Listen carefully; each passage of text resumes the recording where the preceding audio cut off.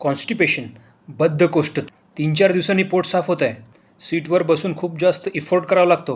कधी कधी कारणं अनएक्सपेक्टेड असू शकतात. पाणी कमी पिणे, आहारामध्ये फायबर कमी, सेडेंटरी लाईफस्टाईल म्हणजेच कमी ॲक्टिव्हिटी आणि एक्सरसाइज, त्यानंतर जंक फूड. पण याच्यामध्ये बदल केला तर आराम मिळू शकतो. पण बद्धकोष्ठता जर खूप दिवसांपासून असेल म्हणजे क्रोनिक प्रॉब्लेम, तर तो थायरॉईड, डायबिटीस, न्यूरोलॉजिकल डिसीजेस किंवा कॉलन ऑब्स्ट्रक्शनमुळेही होऊ शकतं.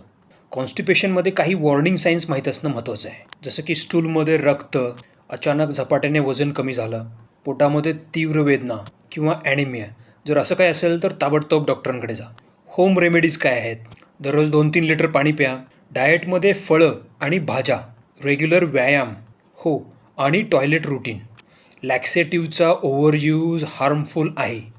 नवीन किंवा अचानक चालू झालेलं कॉन्स्टिपेशन कधीच इग्नोर करू नका.